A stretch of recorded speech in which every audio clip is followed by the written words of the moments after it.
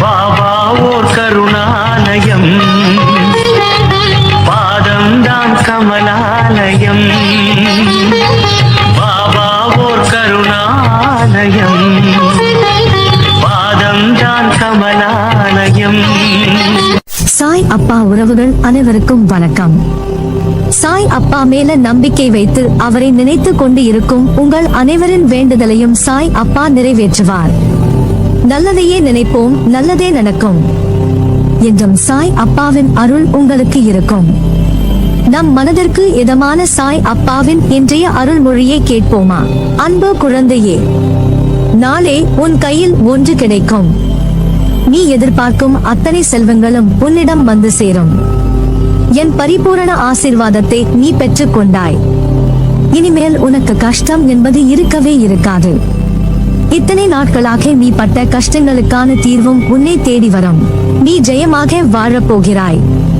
இதை கேட்கும் நொடி முதல் உன் கஷ்டங்கள் படிப்படியாக குறைந்து மிக விரைவில் நீ சந்தோஷமாக வாழப் போகிறாய்.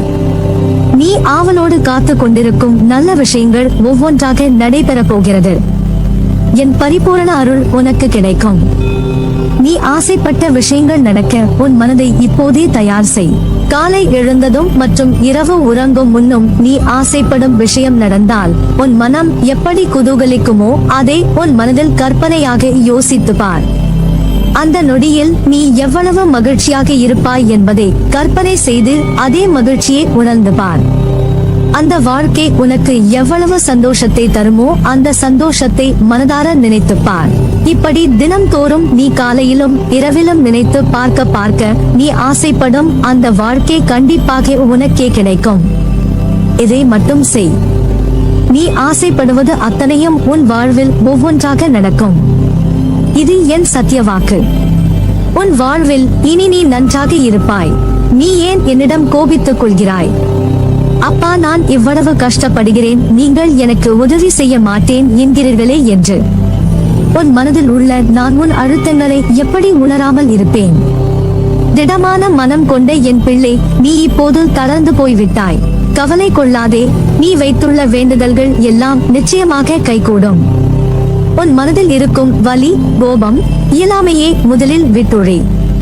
அது உன் மனதில் ஒலித்துக் கொண்டே இருக்கும் வரை உன்னால் நிம்மதியாக வாழ முடியாது. இந்த எண்ணங்களை அழிக்காமல் இருந்தால் அது உன் வளர்ச்சிக்கான வழியை தடைப்படுத்தும். இந்த வலியை, கோபத்தை உண்டாக்கியவர்கள் நன்றாக உள்ளார்களே என்று நீ கேட்பது எனக்கு புரிகிறது. கவலைப்படாமல் இரு. அவரவர் வினைக்கு ஏற்றார் போல் அவரவருடைய தீவினை அவர்களை போய் சேரும். வினை விதைத்தவன் வினை அறுப்பான். உன் நிலையை தாழ்த்தும் விஷயங்களையும் தூக்கி எறி. உனக்கு தீங்கு இழைத்தவர்களை பற்றி யோசிக்காதே.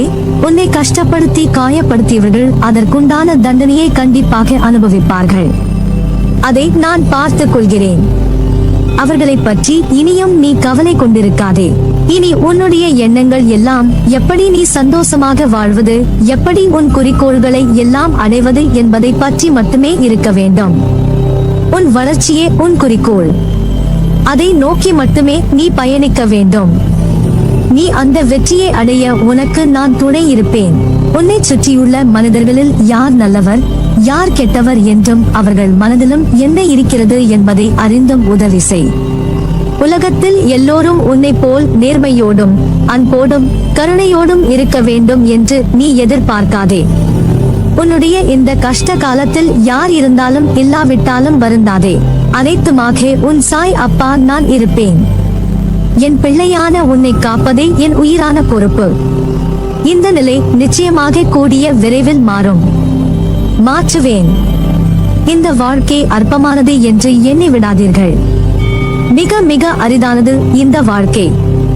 இந்த வாழ்க்கை பயணத்தை நாம் அர்த்தமுள்ளதாக்கிக் கொள்ள வேண்டும். அந்த பயணத்துக்கு நீங்கள் தேர்ந்தெடுக்கும் பாதையானது உண்மையில் நீங்கள் தேர்ந்தெடுத்தது அல்ல.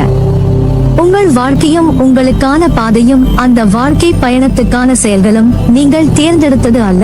நீங்கள் தேர்ந்தெடுத்து செயலாற்றுவது அல்ல. இவை அனைத்துமே ஏற்கனவே தீர்மானிக்கப்பட்டது. அப்படி தீர்மானிக்கப்பட்ட வழியில்தான் நீங்கள் நடந்து கொண்டிருக்கிறீர்கள்.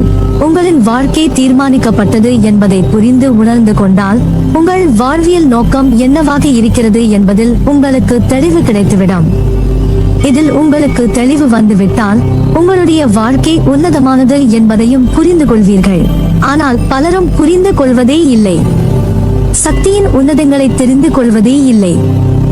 ஏற்கனவே திட்டமிடப்பட்ட உங்களின் வாழ்க்கையில் மேடு பள்ளங்கள் ஏற்படலாம், நிறை குறைகள் ஏற்படலாம், கஷ்ட நஷ்டங்கள் இருக்கலாம்.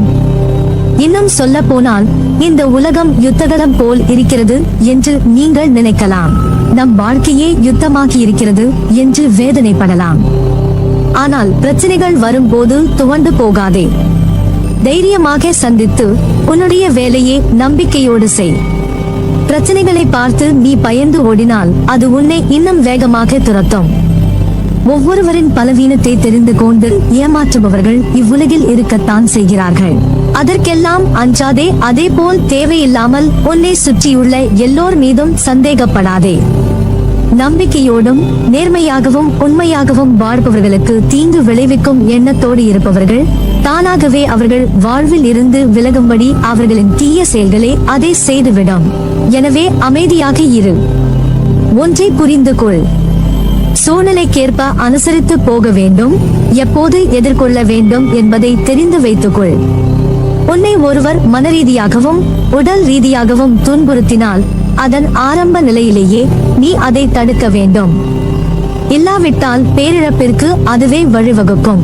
இருந்த காலத்தையும் எதிர்காலத்தையும் மறந்து நிகழ்காலத்தில் உண்மையாக வாழ். நீ செய்த செயலை நினைத்து அதில் தவறான செயல் இருப்பதை அறிந்து அது மீண்டும் வராமல் பார்த்துக்கொள்.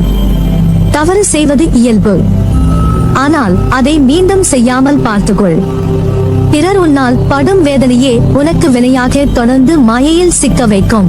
பொறுமை, நிதானம் அவசியம் தேவை. இதைவிட மிக பெரியது சகிப்புத்தன்மை. சகிப்பு தன்மை கொண்டவன் மாயையை வென்று விடுகிறான். எனவே வாழ்க்கை பயணத்தை இனிமையாக்கி மாயையை வெற்றி கொள். கவலை கொள்ளாதே. உன் எதிர்மறை எண்ணங்களால் மட்டுமே வாழ்க்கையில் உன் மனதிற்கு பயம் தோன்றும். வாழ்க்கையை நினைத்து அதன் பொறுப்பை நினைத்து அது சரியா நடக்குமா என்ற பயம், அதுவே உன் வேலையில் தடங்கலை ஏற்படுத்துகிறது. இனிமேல் பயப்படாதே. உன்னை தேடி வந்த வாய்ப்புகள் எல்லாம் உனக்கு நான் உன் சாய்தேவா கொடுத்த வாய்ப்புகள். அதை நீ மனதார ஏற்றுக்கொள். நிச்சயம் அதில் நீ வெற்றி பெறுவாய்.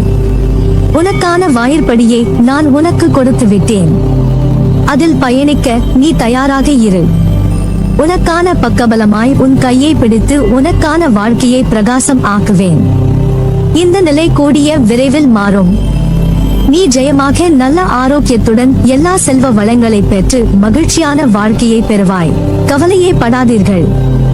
உங்களையும் உங்களின் வாழ்க்கையையும் என்னிடம் ஒப்படைத்து விடுங்கள்.